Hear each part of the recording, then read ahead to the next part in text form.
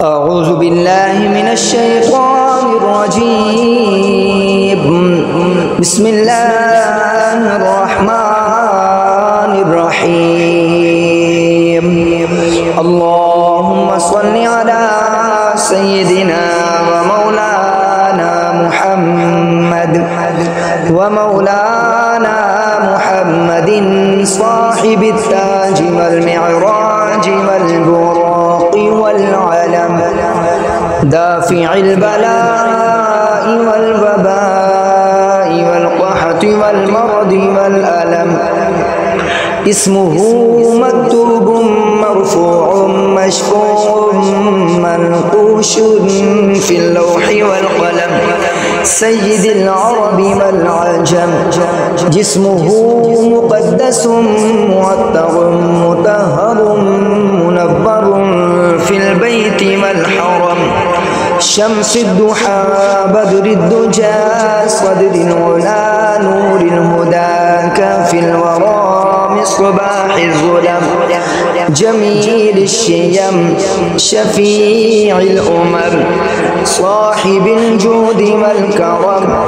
والله عاصمه وجبريل خادمه والبراق مركبه، والمعراج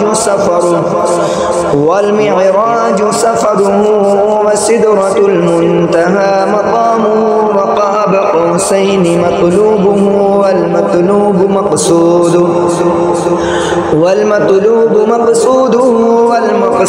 موجوده، سيد المرسلين خاتم النبيين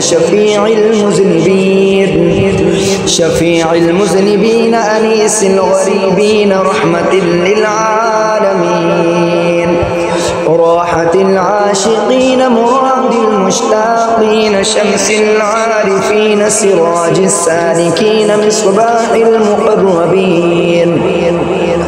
مصباح المقربين محب الفقراء والغرباء والمساكين، سيد الثقلين نبي الحرمين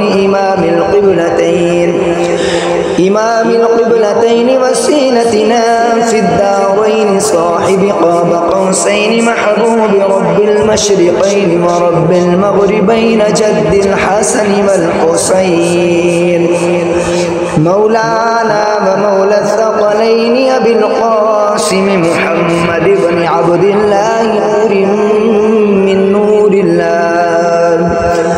يا أيها المشتاقون بنور جماله بلغ العلا بكماله، كشف الدجى بجماله حسنت جميع خصاله، صلوا عليه وآله وأصحابه وعلى آله وأصحابه وسلموا تسليما. آمنت بالله صدق الله العظيم.